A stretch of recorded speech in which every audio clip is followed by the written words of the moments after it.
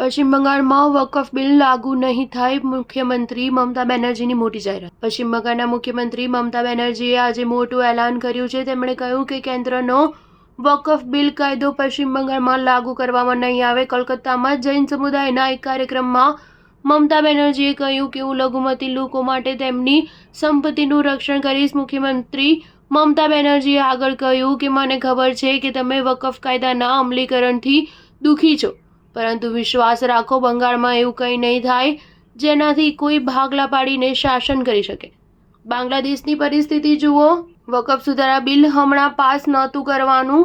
પશ્ચિમ બંગાળમાં વકફ બિલ લાગુ નહીં થાય। વકફ સુધારા બિલ ગત ગુરુવારે લોકસભામાં અને શુક્રવારે રાજ્યસભામાં પાસ થયું હતું। શનિવારે રાષ્ટ્રપતિ દ્રૌપદી મુર્મુએ બિલને પોતાની સંમતિ આપી હતી, તેથી હવે તે કાયદો બની ગયો છે।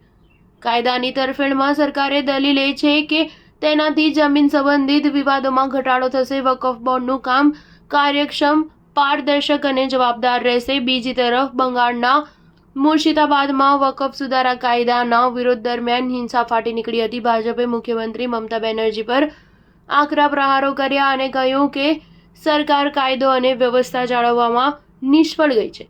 તમને જણાવી દઈએ કે મુર્શિદાબાદ જિલ્લાના જંગીપુર વિસ્તારમાં વકફ સુધારા કાયદા વિરુદ્ધ હિંસા ભડકી છે। સ્ટાર ન્યૂઝ 7 હંમેશા સચ્ચાઈની સાથે।